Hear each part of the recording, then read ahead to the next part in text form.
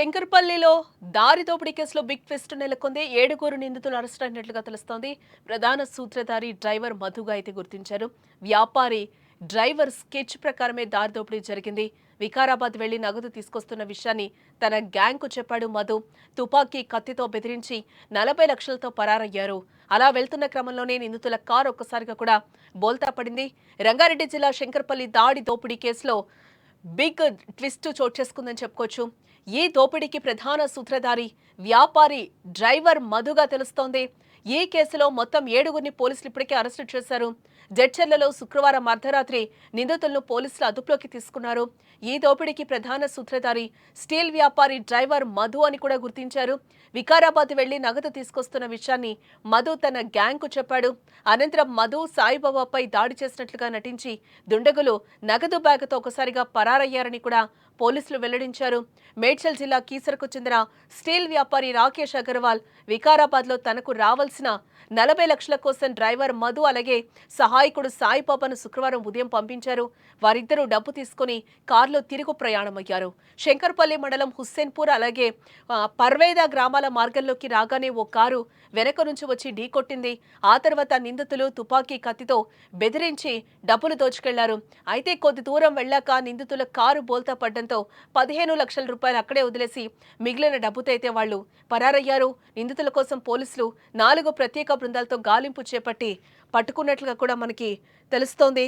రంగారెడ్డి జిల్లా శంకర్పల్లిలో 40 లక్షల దారి దోపిడీ కేసులో నిందితులను పోలీసులు ఇప్పటికే అరెస్టు చేసినట్లుగా కూడా తెలుస్తోంది.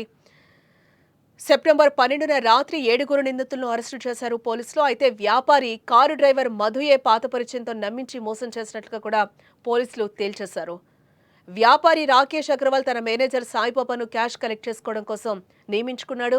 సెప్టెంబర్ 12న వికారాబాద్లో కస్టమర్ దగ్గర నుంచి డబ్బు వసూలు చేయమని చెప్పాడు. సాయిబాబా ఎల్బీ నగర్కు చెందిన మధు అనే క్యాబ్ డ్రైవర్ ప్రైవేట్ కారును తీసుకుని క్యాష్ కలెక్షన్ కోసం వెళ్లాడు. మధుతో సాయిబాబాకు పాత పరిచయం ఉండడంతో నగదు రవాణా పనుల కోసం తరచూ అతన్ని వాడుకునేవాడు. ఉదయం 11 గంటలకు వికారాబాద్ చేరుకున్న సాయిబాబా అన్సారీ నుంచి 40 లక్షలు కలెక్ట్ చేసుకుని హైదరాబాద్ బయలుదేరాడు. హుస్సేన్పూర్ గేట్ దగ్గర వెనక నుంచి వచ్చిన స్విఫ్ట్ డిజైర్ ఢీకొట్టి అడ్డగించింది. అందులో 3 దుండగులు దిగి సాయిబాబాను కొట్టి బెదిరించి నగదు దోచుకెళ్లారు. నిందితులు కారులో పారిపోతూ ఉండగా కూడా కొత్తపల్లి శివారులో వాహనం ఒక్కసారిగా కూడా అదుపు తప్పి బోల్తా పడింది. దీంతో నిందితులు కారు వదిలేసి కాలినడకన పారిపోయారు.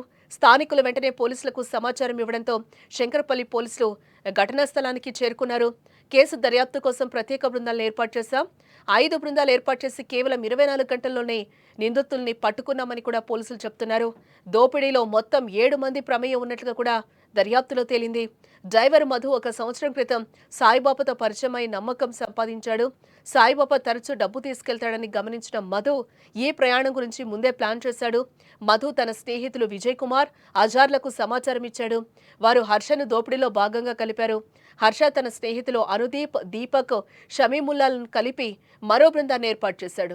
2 కార్లతో ఎస్కాట్ కమ్ బ్యాకప్ ప్లాన్ వేసి హుస్సేన్పూర్ గేట్ వద్ద రోడ్డు ఖాళీగా ఉండే సమయంలో దాడి చేశారు. మధు డ్రైవింగ్లో వేగం తగ్గించి సహకరించడంతో హర్ష కారు ఢీకొట్టి దోపిడీ సులభమయ్యింది. అనంతరం అనుదీప్కు చెందిన కారులోనే ప్రధాన నిందితులు తప్పించుకోవాలని కూడా ప్లాన్ చేశారు. కానీ కొత్తపల్లి దగ్గర కారు అదుపు తప్పి ఒక్కసారిగా బోల్తా కొట్టడంతో మొత్తం కుట్రంతా కూడా బయటపడింది. జడ్చర్లలోనే మొదట కారు యజమాని అనుదీప్ అరెస్టు చేశారు. తర్వాత సంగారెడ్డి, షాద్నగర్ పోలీసులను అప్రమత్తం చేసి ముంబై బెంగళూరు హైవేలపై వాహన తనిఖీలు చేశారు. జహీరాబాద్, రాయ్కల్ టోల్ ప్లాజా వద్ద మిగతా నిందితులను కూడా పట్టుకున్నట్లుగా తెలుస్తోంది. స్థానిక పోలీసులు ఎస్ఓటీ, సిసిఎస్ టీమ్స్ సమన్వయంతో కేసు సక్సెస్ఫుల్గా ఛేదించారు.